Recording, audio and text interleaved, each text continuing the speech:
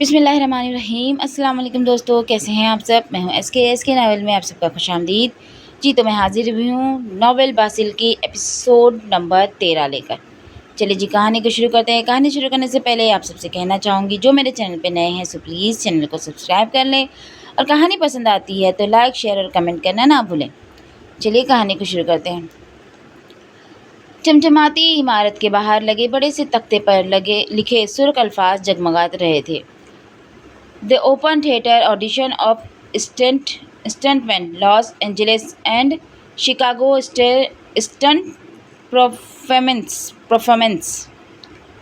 इमारत में दाखिल होते ही तवील राहदारी के बाद बड़े से हॉल में कतार दर कतार लगी नशीतों पर बैठे लड़कों में वो भी सर झुकाए बैठा था। शाह टी शर्ट और नीली जीन्स में मलबूस 22 साला दुर्रान मलिक। उसकी शर्ट पर लगे कार्ड पर 07 नंबर जगमगा रहा था। दोनों हाथों की मुट्ठियों को आपस में मिलाए इर्द गिर्द के शोर से बेनियाज गहरी सोच में गर्क वो बज़ाहिर अपनी बारी के इंतज़ार में था, लेकिन जहन में जलते अलाव और ही सोचों में गर्क किए हुए थे। आखिर को नवीन मलिक की तमाम जायदाद बेचने के बाद पाकिस्तान से अमेरिका आए उसे आज 2 हफ्ते हो चुके थे। ये 2 हफ्ते बेकार होटल में गुजारने के बाद वो आज स्टंटमैन के एडिशन के लिए आया था, जिसके लिए 2 दिन पहले ही उसने फॉर्म पुर किया था। आज उन 200 लड़कों में वो भी शामिल था। वो सब लड़के अमेरिका मुख्तलिफ एकेडमी महारत हासिल करने के बाद ऑडिशन के देने पहुँचे, जिनमें एक वाहिद वो था जिसके पास बाकायदा किसी भी इदारे का सर्टिफिकेट नहीं था। नंबर 07 हॉल में गूंजती अनाउंसमेंट पर उसने झुका सर ऊपर उठाया। ये उसकी नंबर था जो अब 3 घंटे के तवील इंतज़ार के बाद पुकारा जा रहा था। नंबर 07, आपसे गुजारिश है थिएटर में तशरीफ़ लाएं। अनाउंसमेंट होते ही वो उठ खड़ा हुआ था और अब खुद पर गड़ी सबकी नज़रों को महसूस करता थिएटर की तरफ बढ़ रहा था। बड़े से सुर्ख पर्दे को हटाकर जैसे ही वो आगे पहुंचा, ये एक बहुत बड़ा स्टेज था जो आम स्टेजों से बहुत मुख्तलिफ था। सामने तैराकी का तालाब था, एक तरफ मुख्तलिफ वेट लिफ्टिंग का सामान, और सामने लगी नशीतों पर विराजमान 7 लोग इस ऑडिशन के जज थे। ये 2 ख्वातीन और 5 मर्द थे। आपका नाम? उसके माइक पर पहुंचते ही उससे पहला सवाल नशिस्त के दरमियान में बैठी खातून ने ही पूछा था। दुर्रान मलिक। दुर्रान, आपकी स्किल्स में तो बहुत कुछ लिखा है, आप खुद बताएंगे या ये सब? ये बहुत दिलचस्प है कि आप बिना कोई एकेडमी से महारती मशक के लिए ही इतनी चीज़ों में महारत रखते हैं। अब की बार बोलने वाला उधेड़ उम्र शख्स था। दुर्रान ने माइक को थामे मुंह के करीब किया और फिर थिएटर में उसकी भारी आवाज़ गूंजी उठी। पहाड़ों की चढ़ाई, skiing, sky diving, scuba diving, martial art, घोड़ा सवारी और आतिशबाजी के इस्तेमाल में अजाफी तजुर्बा। दुर्रान ने माइक के करीब चेहरा किए मुतवाज़िन लहजे में एक के बाद दूसरी महारत का नाम लिया। हम ऑडिशन में इनमें से किसी भी महारत को जान सकते हैं। क्या आप तैयार हैं इसके लिए? बिल्कुल, हर तरह से, पुरअतमाद लहजा था। स्टेज के सामने ये स्विमिंग पूल के देख रहे हैं? सामने बैठे नफूस में से एक ने पानी के तालाब की तरफ इशारा किया। दुर्रान ने इस बात में सर हिलाया। तो पहले तैराकी की जांच हो जाए। जैसा आप चाहे। दुर्रान ने लब भींचे तैराकी के लिए हामी भरी और कदम आगे बढ़ाए। स्टेज से बिल्कुल नीचे बनाया गया तैराकी का तालाब भी शफाफ नीले पानी से भरा हुआ था। 1 मिनट रुको, तैराकी नहीं करवानी, इसे कुछ खास करवाना चाहिए। तीसरे नंबर पर बैठे जज की आवाज़ हॉल में गूंजी। दुर्रान के कदम थमे, साथ ही वहाँ मौजूद बाकी तमाम जज हजरात की निगाहें भी उस जज की तरफ घूम गई। वो आंखें चुंधी किए अब दुर्रान की फाइल पर निगाह झुकाए हुए था। फिर गहरी सांस लेते हुए चेहरा ऊपर उठाया। अगर ये स्कूबा डाइविंग में महारत रखता है तो मुझे ये देखना है कि ये कितनी देर पानी के अंदर बिना ऑक्सीजन के रह सकता है। वो अपनी थोड़ी को सहलाते हुए अपनी बात की वजाहत कर रहा था। बाकी सब हज़ाब दुर्रान की तरफ देख रहे थे। दुर्रान, क्या तुम ये कर सकते हो? फ्री डाइविंग बिना ऑक्सीजन, कितनी देर तुम पानी में रह सकते हो? आबरूज का इस्तेज़ाया मुस्कुराहट के साथ सवाल किया। बिल्कुल कर सकता हूँ, दुर्रान ने संजीदगी से बर्जस्ता जवाब दिया। क्या तुम जानते हो बिना ऑक्सीजन डूबे रहने का वर्ल्ड रिकॉर्ड क्या है? जज ने अपनी 2 उंगलियों में फंसे कलम को घुमाते हुए तमस्खराना लहजे में इस्तफसार किया। नहीं, दुर्रान ने कतियत से जवाब दिया। चेहरे पर कोई तासुर नहीं था, न खौफ न ही हिचकिचाहट। वो रिकॉर्ड 19 मिनट और 30 सेकंड है, लेकिन मैं तुम्हें 10 मिनट तक ही पानी में रहने पर मुंतखब कर लूँगा। فوج کا ہے، اس نے جتاتے ہوئے کہا، جبکہ باقی سب جج حیرت سے کبھی دران اور کبھی اس کی طرف دیکھ رہے تھے۔ ٹھیک ہے، تو تمہارا وقت شروع ہوتا ہے اب۔ دران جج کا جملہ مکمل ادا ہونے سے پہلے ہی شرٹ اتار کر تالاب میں چھلانگ لگا چکا تھا۔ اب سب کی نگاہیں گھڑی پر جمی تھی۔ 1 منٹ، 2، 3، 4، 5 وقت سرک رہا تھا اور سب کی نگاہیں متواتر تالاب سے گھڑی اور گھڑی سے تالاب کی طرف سفر کر رہی تھی۔ 10 منٹ سے اوپر وقت جا رہا ہے، جج خاتون نے ہونک چہرے کے ساتھ مائک میں کہا۔ گھڑی کی ٹک ٹک پورے ہال میں گونج رہی تھی۔ سب کی پیشانی پر اب بل پڑ رہے تھے۔ جج خاتون نے بے چینی سے باقی ججز کی طرف دیکھا جو چپ چاپ بیٹھے تھے۔ گھڑی اب 12 منٹ دکھا رہی تھی۔ شاندار! وسط میں بیٹھے جج نے لبوں کو شائستہ باہر نکالتے ہوئے سر کو جنبش دی، جبکہ ساتھ بیٹھی خاتون نے پریشانی سے اپنا چہرہ مائک کے قریب کیا۔ 13 منٹ، یہ بہت زیادہ ہیں۔ دیکھو اس کو، یہ اسٹنٹ مین آڈیشن ہے، کوئی ریئلٹی شو نہیں۔ اسٹیج پر ہاتھ باندھے کھڑے 2 لڑکے بھاگتے ہوئے تالاب کی طرف بڑھے۔ گھڑی کی سوئیاں سرحد سے 13 منٹ سے آگے بڑھ رہی تھیں۔ سب جج اب غصے سے ٹاکس دینے والے جج کو گھور رہے تھے، جو اب بھی نگاہیں گھڑی پر جمائے سپاٹ بیٹھا تھا۔ او جیزس، نکالو اس کو باہر، یہ کیا پاگل پن ہے، اس کی جان بھی جا سکتی ہے۔ ایک اور جج کھڑے ہوتے ہوئے چیخا تھا۔ اسی وقت دران اچھل کر پانی کے سطح کے اوپر آیا تو جیسے سب کی اٹکی سانسیں بحال ہو گئی اور چہروں کی سفید پڑتی رنگت میں پھر سے خون کی لہر دوڑ گئی۔ گھڑی 13 منٹ اور 40 سیکنڈ کا وقت دکھا رہی تھی۔ دران مکمل بھیگا، گیلے بالوں میں انگلیاں پھیرتا اب اسٹیج پہ کھڑا تھا۔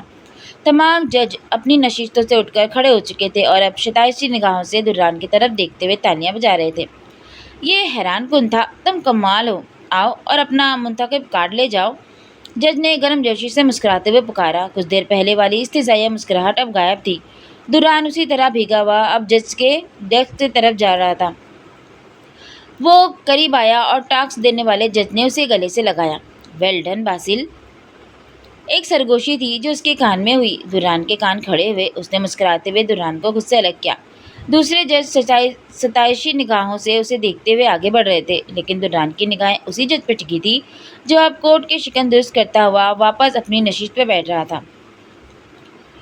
سفید گاڑی سے اترنے والی وہ لمبے بھورے گرم کوٹ میں ملبوس تھی۔ سنہری اور بھورے رنگ کے ملاپ والے کندھوں تک آتے بال کھلے چھوڑے رکھے تھے۔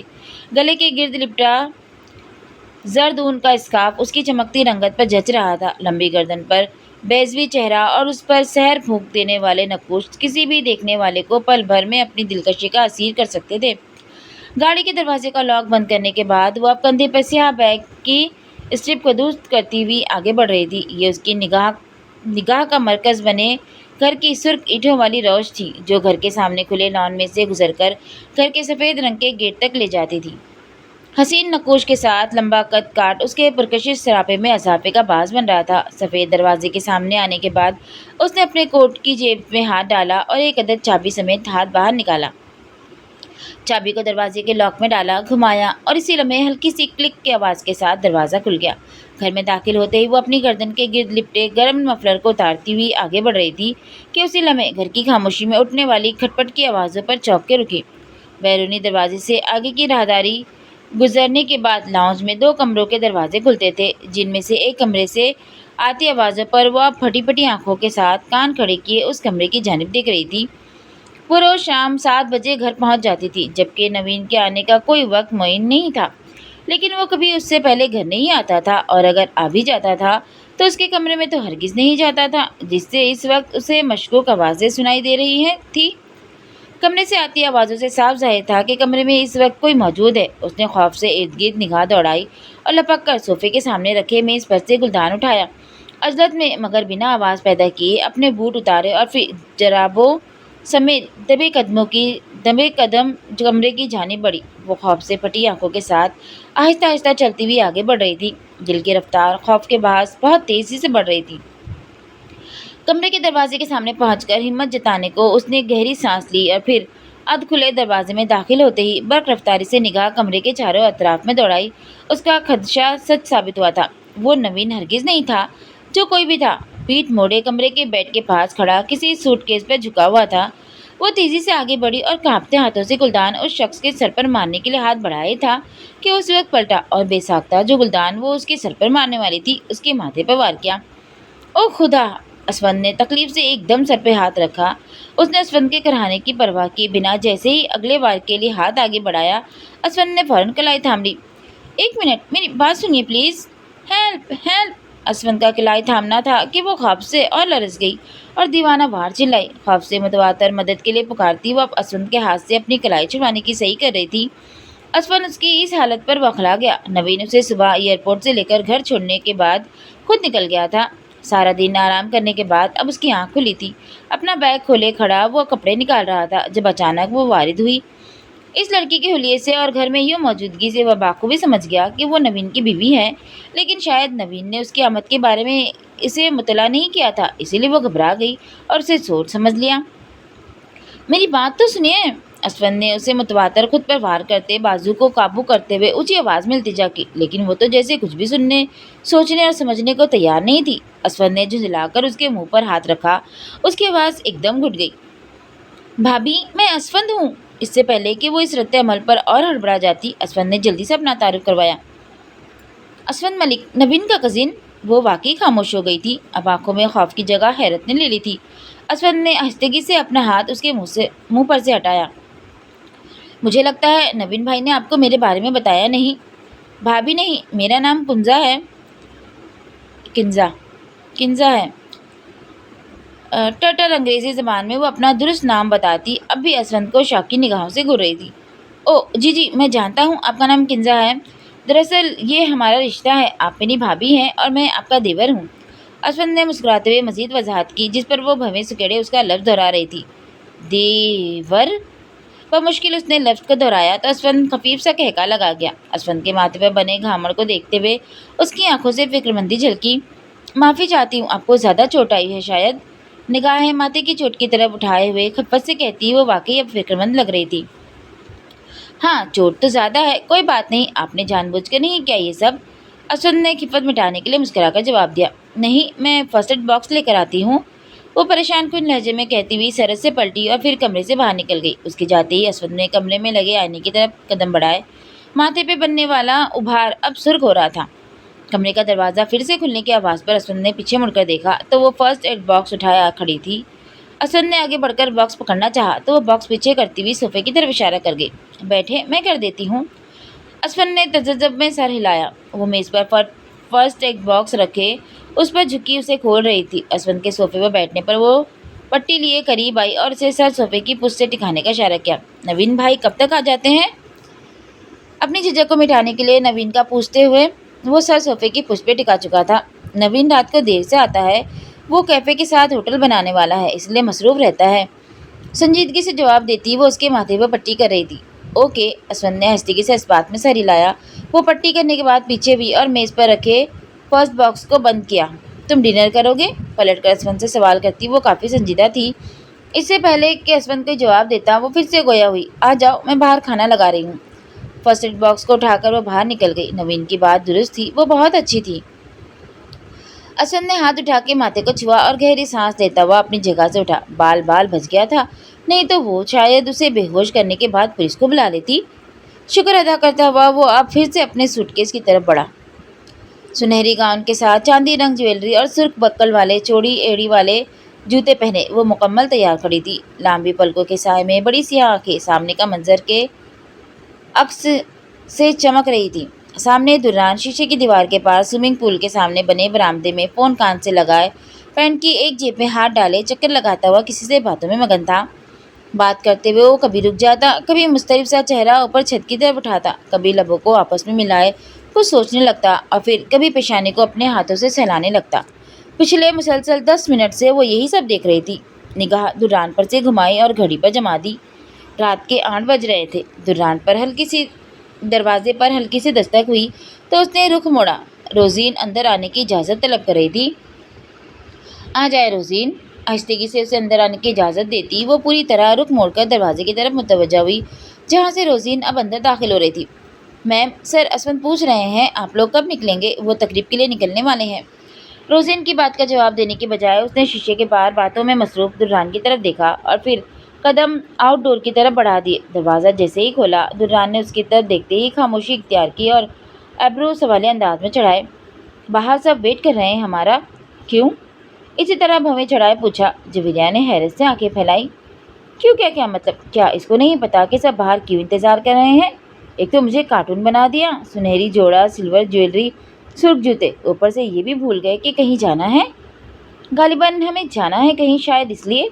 रोजीन अंकल जसवंत का पैगाम लेकर आई हैं। जुवेरिया ने भी उसी के लहजे में जवाब दिया, जिस पर दुर्रान की निगाह कमरे में खड़ी रोजीन की तरफ घूमी। उनसे कहो वो लोग जाएं, मैं कुछ देर में निकलूंगा। सपाट लहजे में जवाब देकर पीठ फिर से मोड़ ली। जुवेरिया ने गहरी निगाहों से पुष्ट को घूरा और फिर वापस पलट आई। रोजीन, अंकल से कहिए कि हम कुछ देर बाद निकलेंगे, वो लोग इंतजार मत करें, चले जाएं। रोजीन ने सर इस बात में हिलाया और कमरे से बाहर निकल गई। रोजीन के जाते ही उसने बेजारी से दुर्रान की तरफ देखा। बड़ी सी एड़ी वाले इन जूतों में खड़े खड़े पांव दर्द करने लगे थे। दुर्रान की फरागत का इंतजार यूं खड़े रहकर करना इंतहाई बेवकूफ़ी थी। वो पास पड़े काउच पर विराजमान हुई और बिना मकसद मोबाइल पर निगाह जमा दी। उसे यूं ही बैठे अभी चंद मिनट ही गुजरे थे जब दुर्रान आउटडोर से कमरे में दाखिल हुआ। दुर्रान को देखते ही उसने फौरन मोबाइल बंद किया और उसकी तरफ सवालिया देखा। अंदाज ऐसा था जैसे पूछ रही हो, चलें? दुर्रान ने चंद कदम आगे बढ़ाए और आकर अपनी दाएं हथेली उसके सामने फैला दी। जवेरिया ने चौंक कर पहले हथेली और फिर इस जफाकार के चेहरे की तरफ देखा, जो गहरी निगाहों से उसे देखता हुआ सामने खड़ा था और उसकी जानिब हाथ बढ़ाए हुए था। वो काउच पर चेहरा उठाए उसकी तरफ देख रही थी। अगर बख्शे जह किस्मत, न बख्शे तो शिकायत क्या, सर तस्लीम खम है जो मिजाज यार में आए। चंद सेकंड की खामोशी के बाद ना चाहते हुए भी वो गोद में रखा हाथ उठाया और हस्तगी से दुर्रान की खुली हथेली में रख दिया। ये लम्हा अजीब था, या फिर दुर्रान की आंखों से झलकते एहसासात अजीब थे कि वो उसका हाथ थामे सरासमगी में उसके मुकाबिल खड़ी हुई। दुर्रान ने नरमाहट से खुली हथेली को बंद किया तो उसका हाथ मजबूत हाथ में छुप गया। जवेरिया ने हैरत से उसकी खुली आंखों में झांका। उसके चेहरे पर तवाफ करती दुर्रान की निगाहें अनगिनत अनकहे जज्बों को समेटे उसके हर नक्श को छू रही थी। वो बहुत कुछ कहना चाहता था। वो उसे यूं क्यों देख रहा था, जैसे कोई अपनी बहुत ही कीमती चीज़ को किसी के हवाले करते हुए खौफजदा हो। जवेरिया की रीढ़ की हड्डी में अजीब सी सनसनाहट दौड़ी। क्या कुछ गलत होने वाला है? दिल क्या चीख चीख कर उससे पूछ ले कि तुम मेरे साथ ये सब क्यों कर रहे हो? जब चाहते हो अपना बनाते हो, जब चाहते हो आसमान पे बिठा देते हो और जब चाहते हो ज़मीन पर पटक देते हो। आह, लेकिन ऐसा कैसे पूछ लेती? अगर उसने कह दिया तुम वही हो जिसको सिर्फ मेरे नाम की तलब थी और कुछ नहीं चाहिए था। नहीं, वो खुद अपनी ही नज़रों में गिना नहीं चाहती थी। ख्वाहिशें तो वैसे भी रसवा कर देती हैं, मगर वो इन ख्वाहिशात का गला घोटने में माहिर थी। ज़िंदगी बहुत रुख बदलती है, कुछ रुख खुशगवार होते हैं और कुछ भयानक, लेकिन कुछ तो बिल्कुल नाकाबिले यकीन होते हैं, और नाकाबिले यकीन रुख हसीन भी होते हों तो दर्दनाक होते हैं। ये दीमक की तरह आपको खाने लगते हैं, अंदर से खोखला और बंजर कर देते हैं। दुर्रान का मोहब्बत का इजहार करना भी उसकी ज़िंदगी में ऐसा ही एक नाकाबिले यकीन रुख था। चलें? दुर्रान की आहिस्ता सी आवाज़ पर उसने गड़बड़ाकर निगाह उठाई। उसकी आंखों में झांकना चाहा। वो निगाहें चुरा गया और अब उसका हाथ थामे दरवाजे की तरफ बढ़ रहा था, जबकि वो यूं ही किसी चोबी बुत की मानिंद उसके पीछे चल रही थी। कमरे से बाहर राहदारी, राहदारी से बाहर लॉन्ज और लॉन्ज से आगे राहदारी। वो बिना उसकी तरफ देखे बस उसका हाथ थामे चल रहा था।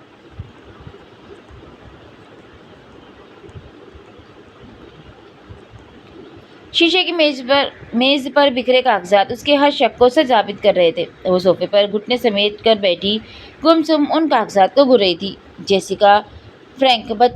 जेसिका फ्रैंक बचपन से लेकर अब तक एक दर्दनाक, अनचाही और जिल्लत भरी जिंदगी गुजारने वाली लड़की।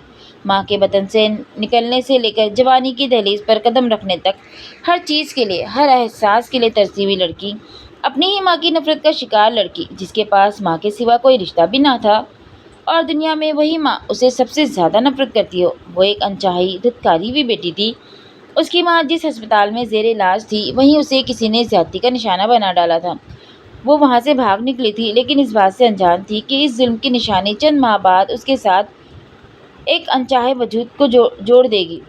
उसकी पैदाइश के बाद वो उसे अपने साथ एक मुसल्लित हुए अजाब की तरह अपने साथ रखती रही। वो जेसिका को बहुत देर तक भूखा रखती, लेकिन जब उसका रोना बर्दाश्त से बाहर हो जाता तो उसे दूध देती। इसी तरह चंद साल गुजरे तो जेसिका होश संभालने लगी। होश संभालते ही बहुत सी जानलेवा हकीकतें सामने आने लगी। उसकी माँ बहुत खूबसूरत मगर ज़िंदगी से बेजार खातून थी। वो एक कैफ़े में मुलाजमत करती थी। उसकी देखभाल के लिए उसने एक आया रखी थी। वो सारा दिन आया के रहमो करम पर होती اور ماں رات گئے واپس آتی تو کمرے میں بند ہو جاتی۔ وہ جس بیماری میں مبتلا تھی اور اس کی پیدائش سے پہلے زیر علاج تھی، وہ کوئی عام بیماری نہیں تھی۔ جیسیکا جب سمجھنے اور سوچنے کے قابل ہوئی تو پتہ چلا کہ ماں نشے کی لت کا شکار ہے اور دھیرے دھیرے وہ پھر سے نشہ کرنے لگی تھی۔ جیسیکا چھپ کر اسے دیکھتی تو وہ جیسیکا کو پیٹنے لگتی، اسے اپنی ساری مشکلوں اور پریشانیوں کی وجہ بتانے لگتی۔ آہستہ آہستہ اس کی ماں نے اسے ضرورت کا ہر خرچہ دینا بند کر دیا اور اس سے مکمل لا تعلق اختیار کر لی۔ فقط ایک گھر تھا جہاں وہ رہ رہی تھی۔ آہستہ آہستہ اس کی ماں بالکل بیکار ہو گئی اور نشے نے اسے مکمل اپنی لپیٹ میں لے لیا۔ اب اسے اپنی ماں کبھی کبھار گھر میں دکھنے لگی۔ وہ 15 سال کی تھی جب اس نے اپنی پہلی ملازمت شروع کی۔ زندگی میں بہت مشکلیں دیکھی، ان گنت اور نہ ختم ہونے والی تکلیفیں، لیکن کچھ سالوں پہلے سب کچھ بدل کر عجیب سا ہونے لگا۔ کوئی ایسا جو اس پر بنا کسی فائدے کے مہربان تھا۔ اسے اس سے کوئی غرض نہیں تھی، بنا کچھ طلب کیے وہ صرف نواز رہا تھا۔ اس کے دیے گئے پیسوں سے کتنی مشکلیں ختم ہونے لگی تھی۔ اس نے ماں کو زبردستی ایک اچھے اسپتال میں علاج کے لیے داخل کروایا تھا۔ وہ آخری وقت تک جیسیکا کو کوستی ہوئی ہسپتال وین میں بند ہوئی تھی۔ اب بھی وہ اس سے ملاقات کے لیے جاتی تو وہ ملنے نہیں آتی تھی۔ وہ اس انجان شخص کی خفیہ مدد سے جہاں بہت خوش تھی وہاں الجھ بھی گئی تھی کہ کیونکہ کوئی اتنے سالوں چپ چاپ کیسے کسی کی ایسے مدد کر سکتا ہے۔ اور پھر اس الجھن کا ایک سرا اس دن کیفے میں ملا جب انل نے اس کا پورا نام لیا۔ ہاں، اس نے اس کا پورا نام لے کر غلطی کی، وہ پکڑا گیا۔ اسے شاید اس بات کی خبر نہیں تھی کہ وہ دن رات اپنے اس مددگار کے بارے میں سوچتی ہے، اور یہی وجہ تھی کہ اس دن انل کے نام لینے پر ہی وہ محتاط ہو گئی تھی۔ آج اس کا شک درست ثابت ہوا۔ انل ہی وہ شخص تھا جو اسے اتنے سالوں سے پیسے دے رہا تھا۔ کیا کوئی کسی سے اتنی محبت کر سکتا ہے؟ وہ مسکرائی اور سامنے رکھے کاغذات کو اٹھا کر نگاہوں کے سامنے کیا۔ پھر کچھ سوچ کر کاغذات ایک طرف رکھا اور فون اٹھایا، انل کا نمبر ملایا۔ مسلسل فون کی گھنٹی جا رہی تھی لیکن وہ فون نہیں اٹھا رہا تھا۔ یقیناً وہ لیب پہنچ گیا ہوگا۔ کچھ دیر فون نہ اٹھانے پر مایوس ہو کر فون کو دوبارہ میز پر رکھا اور مسکراتے ہوئے سر کو صوفے کی پشت سے ٹکا دیا۔ ایک عجیب انوکھا سا احساس تھا۔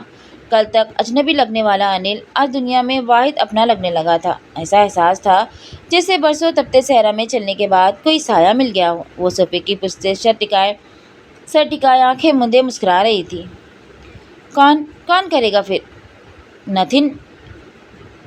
نتھن نے آنکھیں سکیڑے استفسار کیا۔ سر پر پہنی ٹوپی کو الٹے رخ گھمائے وہ پریشان حال دکھنے والے شخص مشہور فلم پروڈیوسر نتھن ڈیوڈ تھا، جو اس وقت فلم کے سیٹ کی مکمل تیاری کیے اپنے فلم کے ہیرو کے انتظار میں کر رہا تھا۔ سیم ہالی ووڈ کا ایک مہنگا ترین ہیرو جس کو اس نے اپنی ایکشن فلم کے لیے کاسٹ کیا تھا، اور وہ لوگ اس فلم کی شوٹ کے لیے اٹلی آئے تھے۔ آج دوسرا دن تھا اور سیم شراب کے نشے میں دھت ہوٹل میں پڑا تھا اور اس کی فلم کا ہدایت کار اسے عجیب ہی مشورے دے رہا تھا۔ زک اینجل اس کی فلم کا جونیئر ہدایت کار تھا، لیکن وہ بہت محنتی اور ذہین ہونے کے باعث کم عرصے میں ہی اس کے بہت قریب ہو گیا تھا۔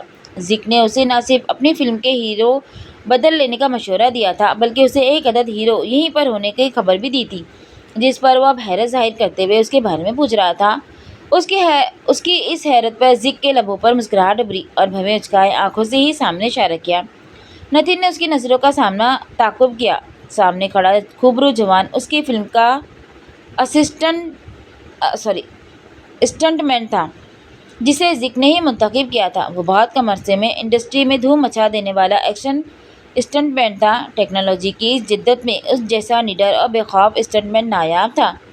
وہ سیاہ لیدر جیکٹ کے نیچے سفید ٹی شرٹ پہنے، ایک ہاتھ میں سگریٹ سلگائے، ٹانگوں کو کراس اس صورت گھمائے گاڑی کے بونٹ سے ٹیک لگائے کھڑا تھا۔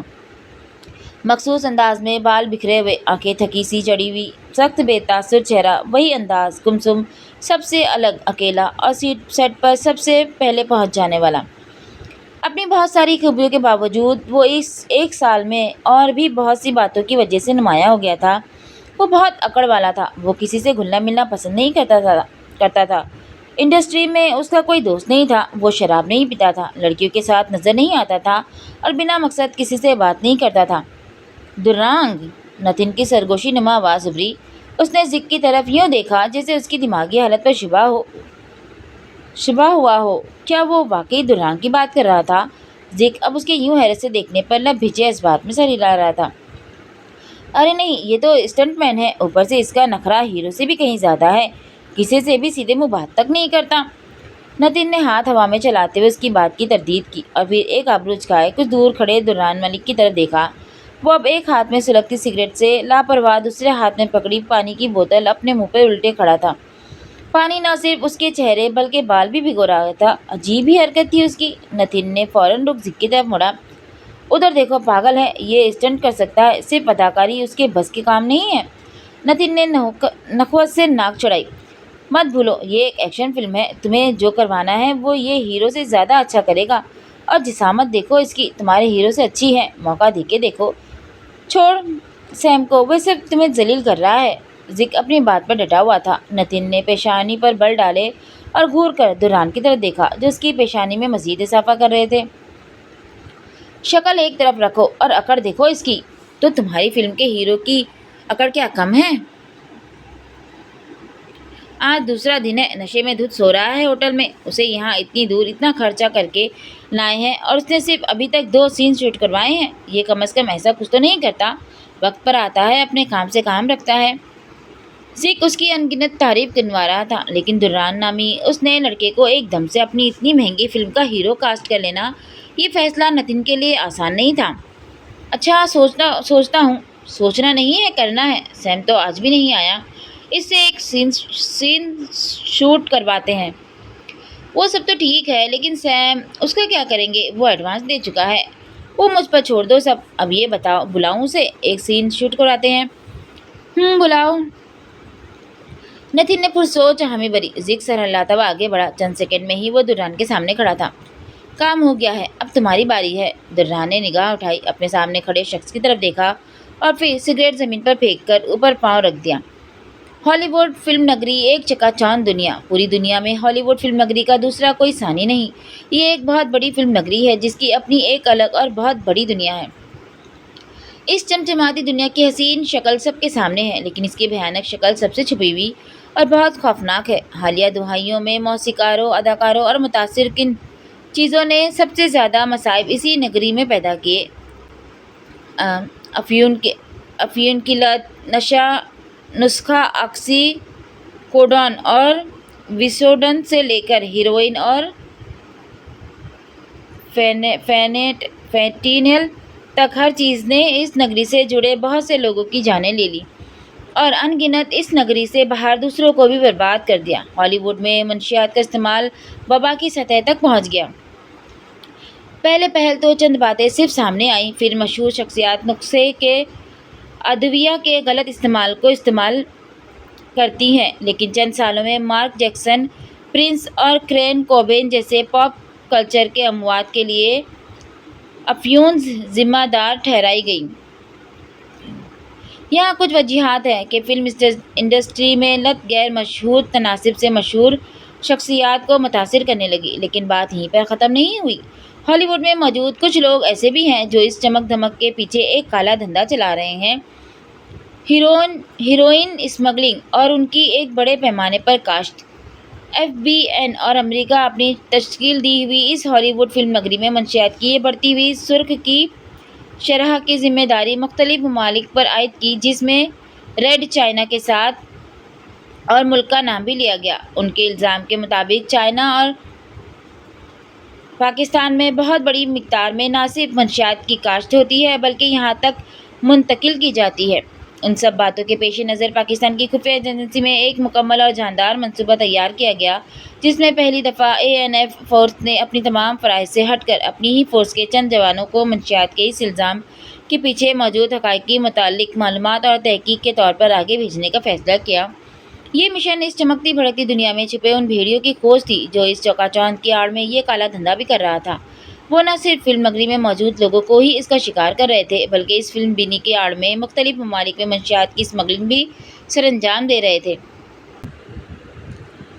इन सब इल्ज़ामात को मुस्तरद करते हुए अपनी एक खुफिया तहकीकात टीम तश्कील दी जो फिल्म नगरी के इस माफिया के पीछे मौजूद असल जड़ को खोज निकालना चाहती है, जो न सिर्फ दूसरे ममालिक की फिल्म नगरी के जवानों को तबाह कर रही है बल्कि उसके साथ मुल्क पर इसकी काश्त और सप्लाई का इल्ज़ाम आयद कर रही है। इसी तहकीकात टीम का अहम रुकन एक साल में ही इस चमचमाती दुनिया में स्टंटमैन से हीरो तक पहुंच गया था।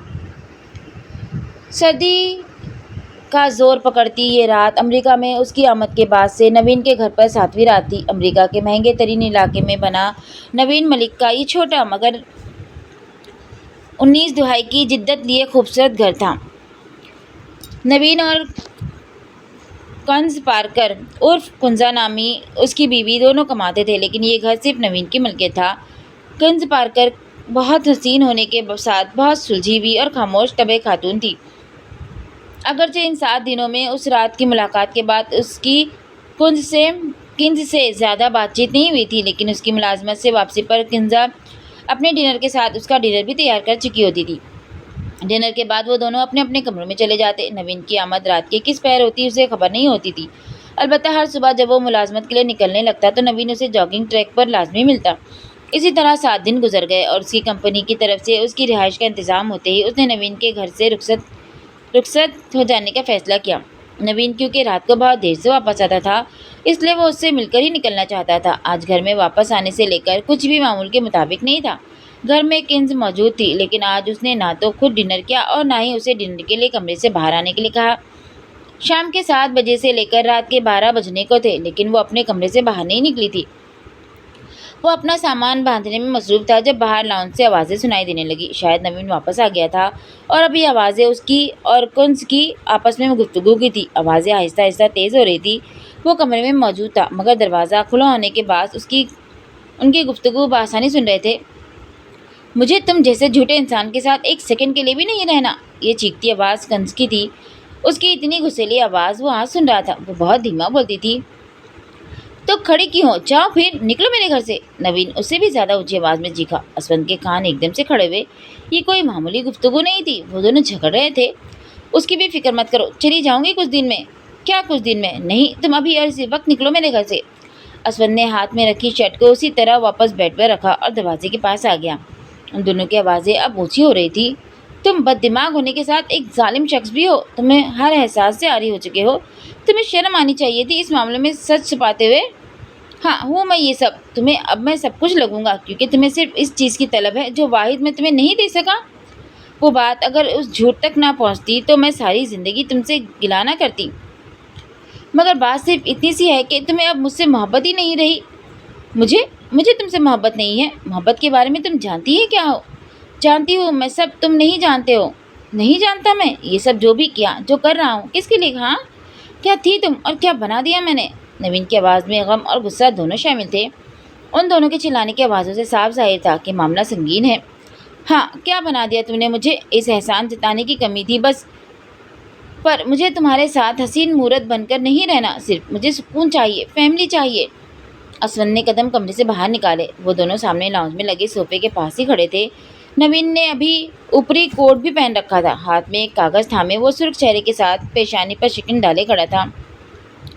پتہ ہے اس سب کی وجہ کیا ہے؟ تم ایک حسین مغربی عورت ہو، لیکن تمہارا ذہن ایک دقیانوسی مشرقی عورت جیسا ہے۔ نخوت سے ناک چڑھائے وہ خود بالکل مشرقی مردوں کی طرح اپنے سامنے کھڑی مغربی عورت پر برس رہا تھا۔ مغربی عورت بھی عورت ہی ہوتی ہے، پپٹ نہیں ہوتی۔ میں دقیانوسی نہیں ہوں۔ تم دولت کمانے کی دھن میں مجھے ایک پپٹ سمجھ بیٹھے ہو، جس میں نہ تو کوئی احساسات ہے اور نہ ہی خواہشات۔ میں پھر بھی تمہارے ساتھ چلنے کو تیار تھی، لیکن یہ جھوٹ جو تم نے مجھ سے بولا، یہ میں برداشت نہیں کر سکتی۔ کنز بھی اس سے کم غصے میں نہیں تھی۔ اس کی اسفند کی طرف پیٹھ تھی، اسی لیے وہ اسفند کی آمد سے بے خبر تھی۔ میری برداشت ختم ہو چکی ہے، اب مجھے یہ رشتہ ختم کرنا ہے بس۔ وہ دو ٹوک لہجے میں گویا ہوئی۔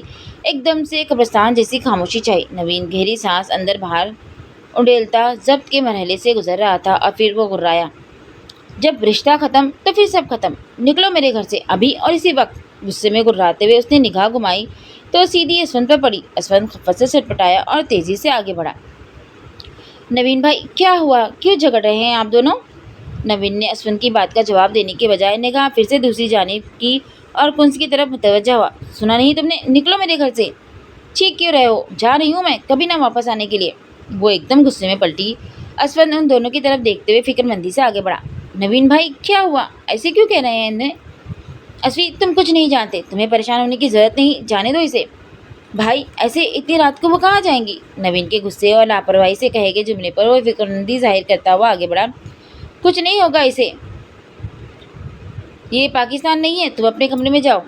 نوین نے اپنی پیشانی کو सहलाते हुए बेजार लहजे में उसे जाने के लिए कहा।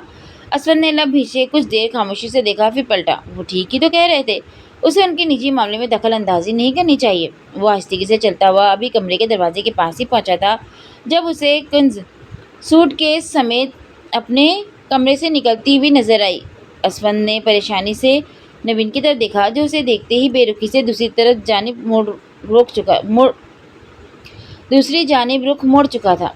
कुंजा अब बैरूनी दरवाजे की तरफ बढ़ रही थी।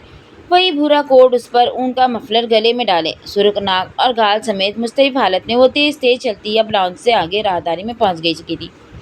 भाभी, असफन ने दूर से ही आवाज़ लगाई और फिर तेजी से वापस पलटकर नवीन के पास आया। नवीन भाई, रोके इन्हें, वो सच में जा रही है। नवीन ने गुस्से से घूरकर देखा मगर जवाब नहीं दिया। कंज अब बैरूनी दरवाज़ा खोल चुकी थी। भाभी रुक जाएं प्लीज़। असफन तकरीबन भागता हुआ उस तक पहुंचा था और उसके सामने खड़े होते हुए उसका रास्ता रोका। मैं कोई भाभी नहीं हूँ तुम्हारी, अपने काम से काम रखो, समझे तुम, और अब रास्ता छोड़ो मेरा। वो गुस्से में असफन पर चिल्लाई। असफन इस पूरे हफ्ते में आज पहले दिन उस हसीन मूरत को यूँ गुस्सा करते और चिल्लाते हुए देख रहा था। असफी हट जाओ, जाने दो उसे। नवीन ने गुस्सेले लहजे में वहीं खड़े हाँक लगाई। असफन ने नवीन की आवाज़ को अनसुनी करते हुए फिर से गुस्से में भरी कुंज पार्कर की तरफ देखा। नहीं, आप नहीं जाएंगी इस वक्त। असफी जाने दो उसे, तुम कुछ नहीं जानते। नवीन अब गुस्से में चिल्लाता हुआ आगे बढ़ा। नवीन भाई, ये ठीक नहीं है, आपस में चाहे जितना भी झगड़ा हो लेकिन इन्हें रोके, वो घर से जा रही हैं, वो भी इस वक्त। तुम हमारे मामले में मत पड़ो असफी। नवीन ने सख्ती से असफन को पकड़कर उसके रास्ते से हटाया और फिर दांत पीसते हुए कुंजा पर गुर्राया। खड़ी क्यों हो तुम, जाती क्यों नहीं, अब जाओ। कुंजा ने एक तासिफ भरी निगाह नवीन पर डाली और फिर नाक फुलाए, गर्दन ताने, ऊपर हैंडल वाले स्याह कोट केस को घसीटते हुए दहलीज के पार कदम रख दिए।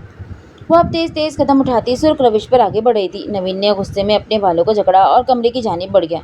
असफन ने एक निगाह नवीन की पुष्प पर डाली और फिर तेजी से बैरूनी दरवाजे के बाहर कुंजा के पीछे दौड़ लगाई।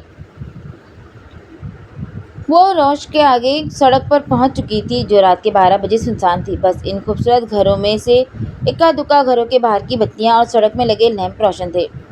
भाभी, भाभी रुक जाएं। देखिए, मैं नहीं जानता आप लोग का झगड़ा किस बात को लेकर है, लेकिन आप दोनों ही यूँ गुस्से में आएंगी तो बात बिगड़ जाएगी। टुकड़ी सांसों समेत वो मुश्किल अपनी बात मुकम्मल करता हुआ कुंजा के कदमों के साथ कदम मिला रहा था, जो अब गालों पर बहते आंसुओं से बेनियाज बस चलती जा रही थी। असफंद एकदम उसके सामने आ खड़ा हुआ। कुंजा ने डडोबाई निगाहों से उसकी जानिब देखा। तुम कुछ नहीं जानते, मत रोको मुझे, मैं जानना चाहता हूँ आखिर को तुम हो कौन, रास्ता छोड़ो मेरा। उसने गुस्से में कहा और उसके अतराफ से निकलती हुई फिर से सड़क पर चलने लगी। मैं आपका कुछ नहीं, लेकिन मैं इतना ज़रूर सुन चुका हूँ कि आप नवीन भाई से कुछ दिन की मोहलत मांग रही थी, मतलब कि आप अब इस वक्त कहाँ जाएंगी। असफंद अब फिर उसके तेज़ तेज़ कदमों के साथ कदम मिलाए हुए था। कहीं भी जाऊँ तुमसे, मतलब तुम आखिर को क्यों इतने परेशान हो रहे हो। आप मेरे कज़िन की बीवी हैं इसलिए।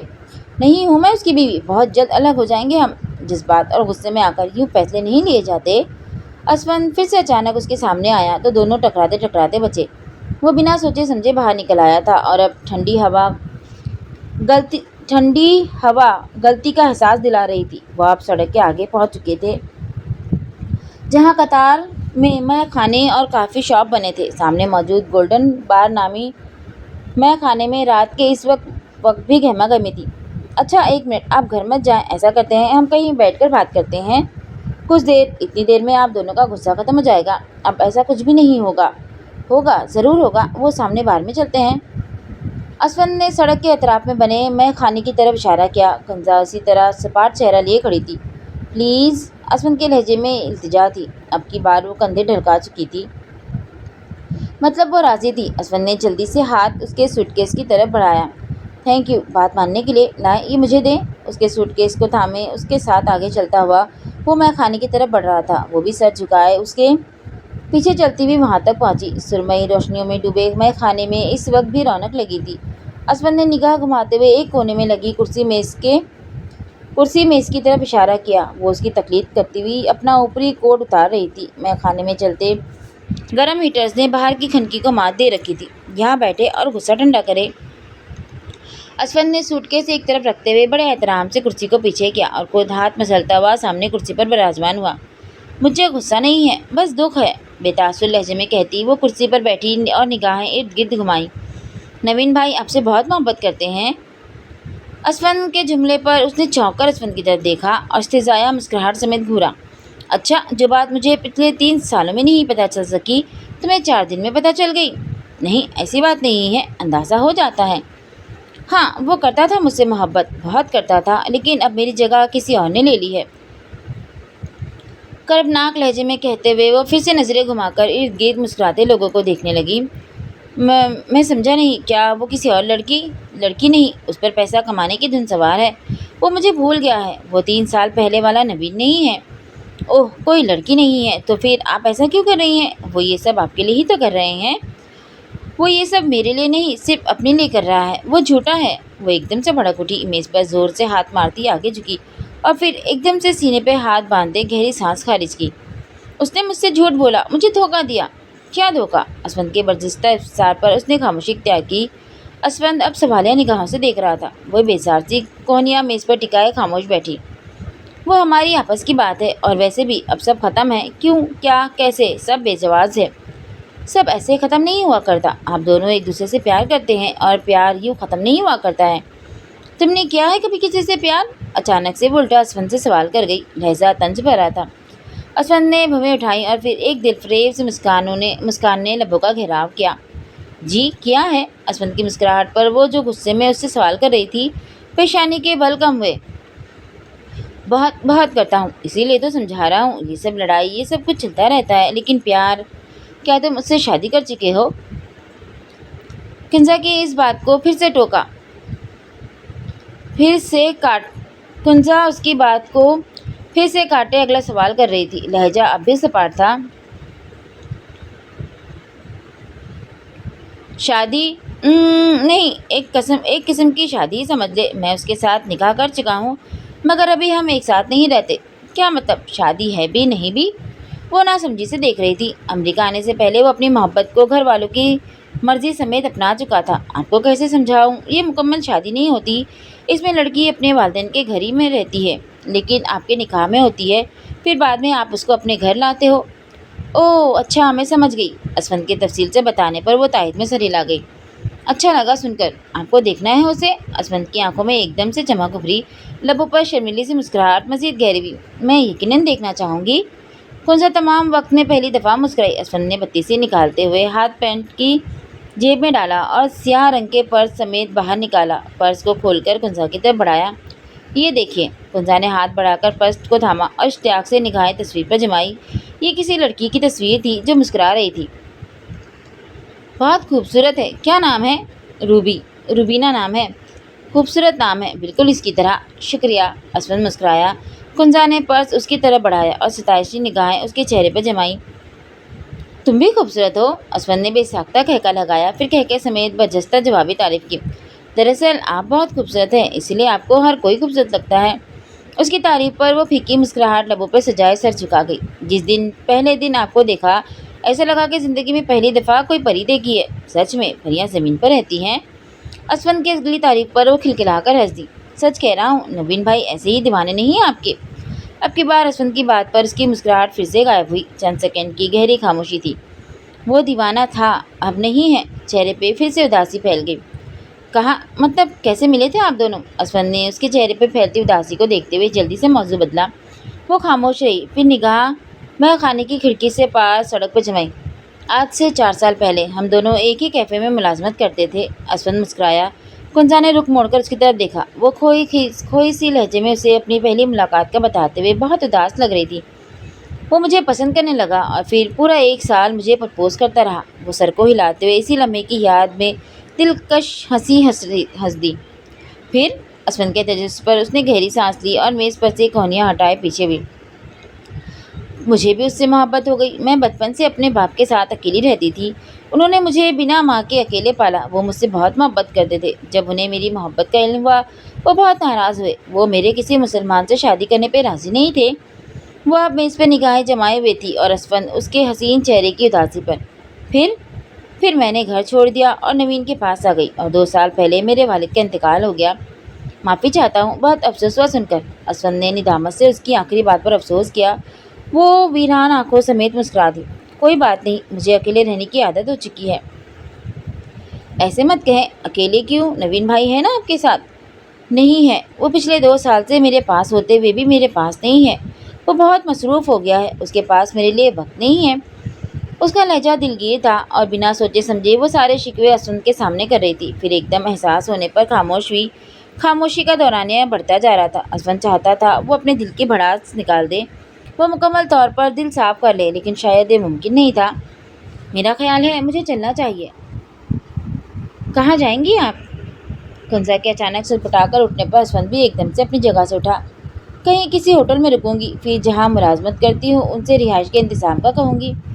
کندھے پر اپنے پرس کی اسٹیپ درست کرتی وہ پھر کسی مسکراہٹ سمیت بتا رہی تھی. اسود نے نفی میں سر ہلایا. نہیں, آپ واپس چلیں میرے ساتھ گھر. میں اس گھر میں نہیں جاؤں گی اب. تم معاملے کی سنگینی کو نہیں سمجھتے ہو. مجھے جانے دو. اچھا رکے, میں سامان پیک کر چکا تھا, مجھے بھی نکلنا تھا. میں اپنا سامان ابھی لے آتا ہوں. اگر آپ کو برا نہیں لگے تو میرے ساتھ میرے فلیٹ چلیں. اسفند نے پیشکش کی تو وہ پرسوچ نگاہیں جھکائے کچھ پل کے لیے ساکن ہوئی, پھر آہستگی سے سر اس بات میں ہلاتی ہوئی گویا ہوئی. اوکے. اسفند نے اس کے مان جانے پر خوشی سے سر ہلایا. رشتے کے لحاظ سے وہ اسے یوں اکیلے بھٹکنے کے لیے نہیں چھوڑ سکتا تھا. چلے پھر, میں سامان لے آؤں, وہ پرجوش لہجے میں کہتا ہوا اسے ساتھ چلنے کا کہہ رہا تھا. کنزا نے سر اس بات میں ہلایا اور اس کے ساتھ قدم بڑھا دیے. بیورلی ہلز کی حسین رات. مونٹیج نامی ہوٹل کے اس ہال میں حسین چہروں اور قیمتی ملبوسات پہنے ہالی ووڈ کے ستاروں کو کھینچ لائی تھی. سفید چمکتے ملائم فرش اور سنہری فانوس سے سجا یہ ہال کسی اور ہی دنیا کا منظر پیش کر رہا تھا. ایک طرف موسیقی کے جلترنگ تھے تو دوسری طرف کچھ لڑکیاں رقص کر رہی تھیں. برہان نے اپنی فلمی کیریئر کی شروعات ایک اونچے بجٹ کی فلم سے کی تھی. چھوٹے پردے سے بڑے پردے پر یہ قدم اس کے لیے بہت خوشی کا باعث تھا. اس جھلملاتی تقریب میں اسفند اور روبی کے چہروں کی چمک دمک برہان سے کسی صورت بھی کم نہیں تھی. برہان بڑی شان سے قیمتی لباس میں ملبوس میزبانی سر انجام دے رہا تھا. ان گنت فلمی ستاروں کے ساتھ ساتھ فلم نگری کو اسپانسر کرنے والے بڑے ادارے بھی اس تقریب میں شریک تھے. سب پہنچ چکے تھے, لیکن جس کا انتظار تھا وہ ابھی تک نہیں پہنچے تھے. ان گنت چھپی اور ظاہری نگاہیں مونٹیج ہال کے داخلی دروازے پر ٹکی تھی اور پھر وہ لمحہ آ گیا. ہال کے کھلے دروازے سے داخل ہوتے دران اور درانگ کے ساتھ ہم قدم جویریہ اور ان کے پیچھے انل ہال میں داخل ہو رہے تھے. دران اپنے ساتھ کوئی گارڈ نہیں لے کر آیا تھا. سنہری فانوس والے اس سفید ہال میں وہ سنہری جوڑے میں ملبوس دران کے ہاتھ میں ہاتھ ڈالے ہال کے داخلی دروازے سے اندر آ رہی تھی, اس بات سے انجان کہ وہ اس وقت کتنی ہی چھپی اور ظاہر نظروں کا مرکز ہے. بہت سے لبوں پر مسکراہٹ اور آنکھوں میں فتح جیسی چمک ابھری. سبرینا جو برہان کے ساتھ ساتھ میزبانی سر انجام دے رہی تھی, اچانک چہرے کی رنگت ایک پل کو سفید پڑی اور پھر خوف سے ارد گرد دیکھتے ہوئے اس نے دران کے ساتھ قدم ملا کر چلتی ہوئی جویریہ کی طرف دیکھا. برہان ایک آبرو اٹھائے معنی خیز مسکراہٹ کے ساتھ آگے بڑھا. وہ یقیناً دران کا خیر مقدم کرنے کے لیے آگے بڑھ رہا تھا. سبرینا نے اس طرح بھی کیفیت میں قدم برہان کے ساتھ آگے بڑھائے. ویلکم.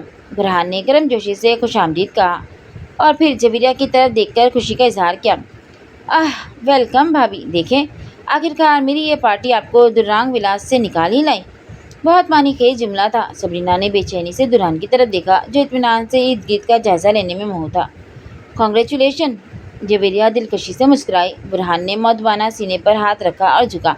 شکریہ. چلے, کسی کو احساس ہے کہ میری اس کامیابی پر مبارکباد دینی چاہیے. خیر, ایک دم سے کوئی آپ کے مقام کے برابر آ جائے, یہ بات برداشت کرنا کافی مشکل ہوتا ہے. چلے پھر, آپ انجوائے کریں, میں تھوڑا مصروف ہوں. مغرور انداز میں گردن اٹھائے اس نے جتاتے ہوئے دران کی طرف دیکھا, جبکہ وہ نہ تو اس کے وقت اسے سن رہا تھا اور نہ ہی اس کی کسی بات کا جواب دیا. برہان پلٹا, لیکن پریشان حال سبرینا اب بھی وہیں جمی کھڑی تھی. وہ الجھی سی دران کے چہرے کی طرف دیکھ رہی تھی. سبرینا, تمہیں بھی کانگریچولیشن. جویریہ نے رسانیت سے کہا تو سبرینا جو ہوک بنی دران کی طرف دیکھ رہی تھی چونکی اور پھر فوراً زبردستی مسکراہٹ لبوں پر سجائی. تھینک یو بھابھی, آپ چاچو سے ملنے وہ بار بار پوچھ رہے تھے آپ کا.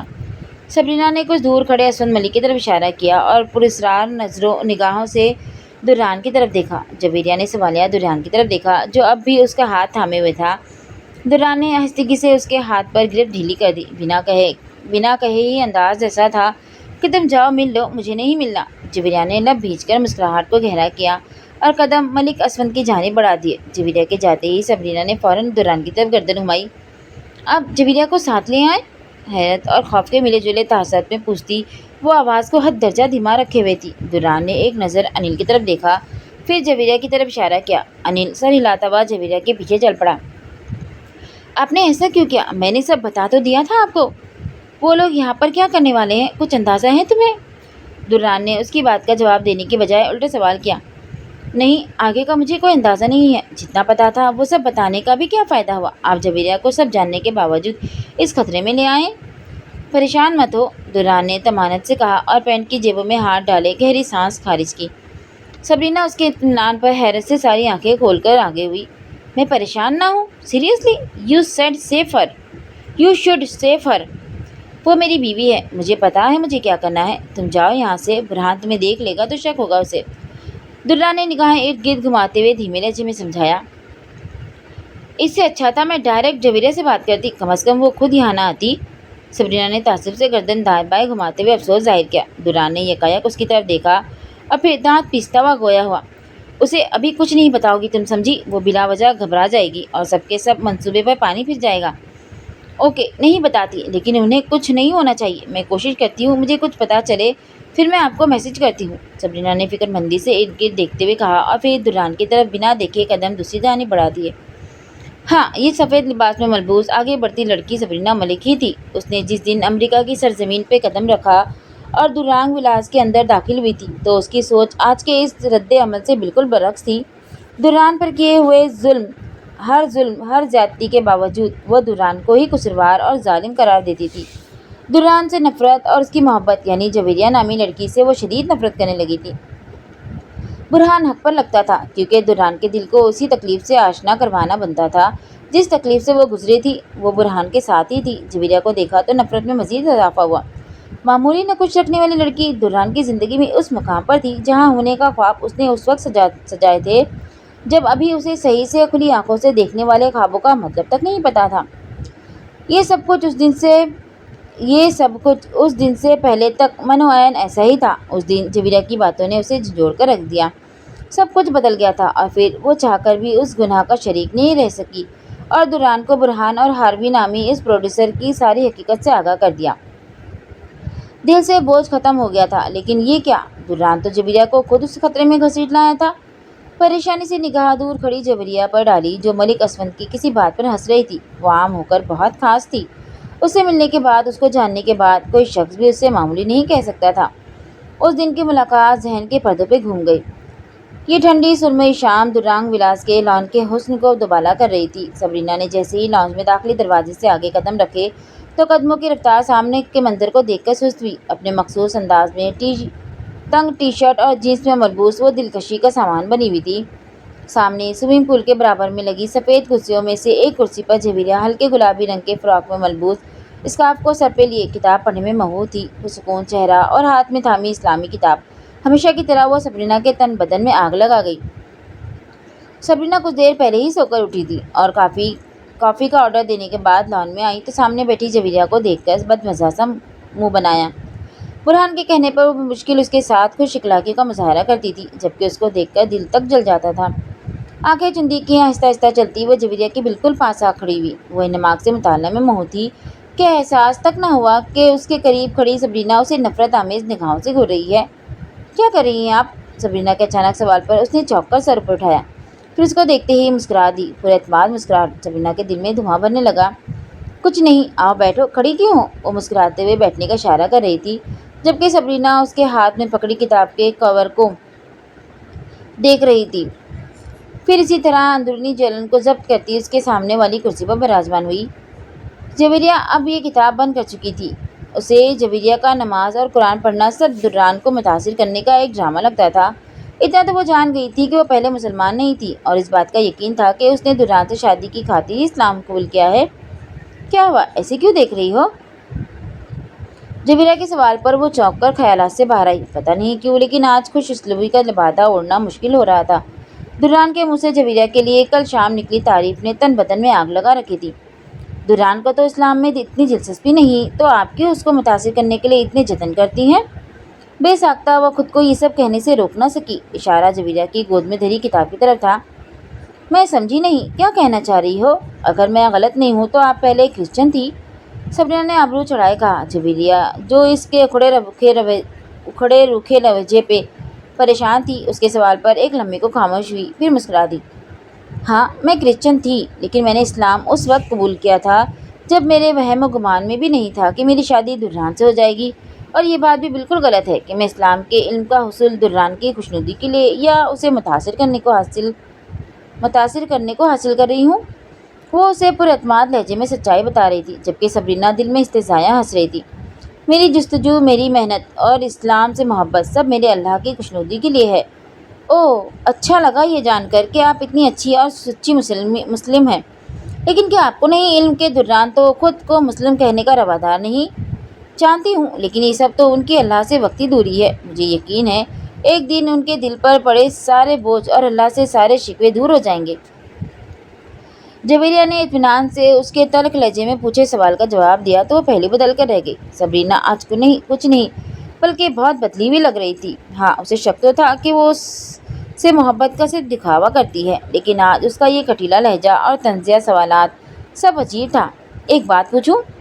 कुछ देर की खामोशी के बाद सबरीना की फीकी मगर नफरत आमेज आवाज़ फिर उभरी। जवेरिया ने उसकी आंखों में झांका। वहाँ सियाह धुआं और नफरत के सिवा कुछ नहीं था। पूछो, आस्तिकी से इजाज़त दी। सबरीना की नफरत देखकर दिल को शदीद दुख हुआ। मेरी बात को गलत मत समझिएगा, आपको कभी ये डर नहीं हुआ कि आप आमसी हैं और अगर दुरान की ज़िंदगी में कोई आपसे खूबसूरत आ जाए तो वो आपको छोड़ देंगे? वो सवाल नहीं कर रही थी, तमाचा मार रही थी। वो बज़ाहिर चेहरे के तासरात बहुत हद तक मुतवाज़न रखे हुए थी, लेकिन उसकी आंखों से निकलते नफरत के अंगारे जवेरिया से मख्फी नहीं थे। नहीं, कभी नहीं लगा। सब जान लेने के बावजूद मुस्कुराते हुए जवाब दिया। ओह, तो सबरीना, तुम आज भी दुर्रान को भूल नहीं सकी। रूबी की ज़बानी वो ये तो जान चुकी थी कि दुर्रान ने सबरीना को ठुकरा दिया था, लेकिन ये आज पता चला था कि वो दुर्रान से अभी मोहब्बत करती है या फिर बदला ले रही है। इतना अतमाद तो मुझे भी नहीं है। इस्तेज़ाइया मुस्कुराहट के साथ उसने अगला तीर बरसाया। जवेरिया की मुस्कुराहट गहरी हुई। तुम्हें इसलिए नहीं है क्योंकि शायद तुम्हें ये लगता है बुरहान तुम्हारे हुस्न से मोहब्बत करता है, तुम्हारी सूरत से मोहब्बत करता है। मतलब? जवेरिया के इस जवाब पर वो अपनी पेशानी पर उमड़ने वाले बल मख्फी न रख सकी। मतलब ये कि मुझे इस बात पर यकीन है कि दुरान को मेरी सूरत से मोहब्बत नहीं है। वो जब मेरी आंखों में झांकता है, उसकी निगाहों में बनने वाला अक्स मेरे चेहरे का नहीं, मेरी रूह का होता है। एक आम सूरत होकर भी आप दुरान की मोहब्बत को लेकर कितनी पुरएतमाद है, मुझे यकीन नहीं आ रहा इस बात पर। वो तंज के तीर बरसाने पर अब हर हद पार कर रही थी। शायद उसे जवेरिया का ये मिसाल देना अच्छा नहीं लगा था। मेरे ख्याल में तो ये एतमाद हर मुसलमान को होना चाहिए। पहली बात तो ये कि मैं हरगिज़ भी खुद को किसी लिहाज से आम सूरत और कम सूरत नहीं समझती। अल्हम्दुलिल्लाह, मेरे अल्लाह ने मुझे एक मुकम्मल सूरत अता की है जिसमें कोई कमी नहीं है। मुझे आंखों से दिखाई देता है, कानों से सुनाई देता है और ज़बान से बोल सकती हूँ। मेरे ख्याल में इन सब का शुक्र अदा करने के लिए ये ज़िंदगी कम है। हाँ, एक वक्त था जब ये शिकवा कभी मेरी ज़बान पर आता था, लेकिन अब नहीं, क्योंकि मैं जान गई हूँ सूरत का हसीन होना और कम होना मेरे अल्लाह के नज़दीक कोई अहमियत नहीं रखता। सबरीना के चेहरे के बदलते रंग उसके एतमाद को और बढ़ा रहे थे। अगर अल्लाह ने खुशियाँ, किस्मत और मोहब्बतें हुस्न के बुनियाद पर बांटी होती तो आज हर खूबसूरत चेहरा दुख से ना आशना और हर आम नकुश वाला चेहरा दुख तकलीफ में मुब्तला होता, लेकिन ऐसा हरगिज़ नहीं है। मेरे अल्लाह के नज़दीक बेहतर वो है जिसके तकवा का मेयार ऊँचा है, वो नहीं जिसकी सूरत हसीन है। अब तमाचे वो मार रही थी, वो सच्ची तो कह रही थी। वो मुकम्मल हुस्न रखने के बावजूद दुरान की मोहब्बत को तरसती ही रह गई थी, जबकि सामने बैठी ये लड़की न सिर्फ उसकी बीवी थी बल्कि उसके दिल की मलका थी। जवेरिया ठहरे लहजे में बोलती जा रही थी और सबरीना की ज़बान तालवे से जा लगी थी। इस चेहरे के गोश्त पोस्ट के नीचे जो ढांचा है वो तो सबका एक जैसा है, लेकिन अहमियत ना तो उस गोश्त की है जो हड्डियों पे चढ़ा है और ना हड्डियों के उस ढांचे की है जो इस गोश्त के नीचे है। अहम है तो इस ढांचे को और गोश्त को जिंदा लोगों में शुमार करने वाली रूह की। वो बोल रही थी और उसका लफ्ज़ लफ्ज़ सच था। अल्लाह से जा मिलने वाली और दायम तो सिर्फ रूह है, और जिसने अपने महबूब की रूह से मोहब्बत की तो जान लो उसकी मोहब्बत दायमी है, क्योंकि सूरत बदल जाती है और बदन बूढ़ा और लागर हो जाता है, मगर रूह की कोई उम्र नहीं होती, वो हरदम जवान रहती है। वो मुस्कुराती उस पर मनो मट्टी डाल रही थी। अब आती हूँ तुम्हारे इस सवाल की तरफ कि मुझे किसी खूबसूरत चेहरे से दुरान को छीन लेने का डर क्यों नहीं लगता। मुस्कुराहट मज़ीद गहरी की और चेहरे पर गुलाल रंग फैल गया। میرا ایمان ہے کہ یہ زندگی عارضی ہے اور یہاں موجود ہر احساس، ہر چیز عارضی ہے، بس سوائے نکاح کے پاک بندھن میں بندھی روحوں کے۔ اسی لیے میری اللہ سے بس یہی دعا ہے کہ مرتے وقت میں ایمان کی حالت میں اور دلہن کے نکاح میں ہوں۔ اس دنیا میں دلہن کا ساتھ جیسا بھی ہو برداشت کر لوں گی، صرف اس کی دائمی محبت اور ساتھ پانے کے لیے، مطلب جنت میں اس کے تخت کی ملکہ بننے کے لیے۔ وہ بہت خوش تھی، پرسکون، سرشار، پر یقین۔ یہ وہ لمحہ تھا جب سبرینا کو لگا وہ بہت بدصورت ہے اور سامنے بیٹھی لڑکی واقعی اس دنیا کی حسین ترین لڑکی ہے۔ دلہن کو اس سے سچی محبت ہے اور یہ محبت کوئی معمولی محبت نہیں۔ اگر اس لڑکی کو کچھ بھی ہوا تو وہ آرام سے نہیں بیٹھے گا، وہ پاتال کی گہرائیوں تک جائے گا۔ کچھ تھا جو سانس میں اٹکنے لگا، دلہن کی نظروں میں ایک دفعہ پھر بے وقت ہو جانے کا خوف، سامنے بیٹھی اس پاکیزہ لڑکی کو ان دریدوں کے حوالے کر دینے کا گناہ کا خوف۔ وہ ایک جھٹکے کے ساتھ اپنی کرسی پر سے اٹھی۔ جویریہ نے چونک کر چہرہ اوپر اٹھایا، وہ شاید اسے کچھ زیادہ ہی کھری کھری سنا گئی تھی۔ فوراً اسے سبرینا کے دل کو دکھانے کا احساس ہوا۔ کیا ہوا؟ میری کوئی بات بری لگی ہے تمہیں؟ نہیں تو جو برا لگا ہے وہ آپ کی باتیں نہیں ہیں، سرت سے جواب دے کر وہ پلٹی اور پھر وہاں رکی نہیں تھی، لمبے لمبے ڈگ بھرتی لاؤنج کے دروازے سے اندر غائب ہو گئی۔ جی تو کہانی کو کرتے ہیں یہاں پہ اسٹاپ، پھر ملتے ہیں اس کی اگلی ایپیسوڈ کے ساتھ۔ تب تک کے لیے دعا میں یاد رکھیے گا، اپنا بہت سارا خیال رکھیے گا، لائک شیئر اور کمنٹ کرنا نہ بھولیں۔ اللہ حافظ۔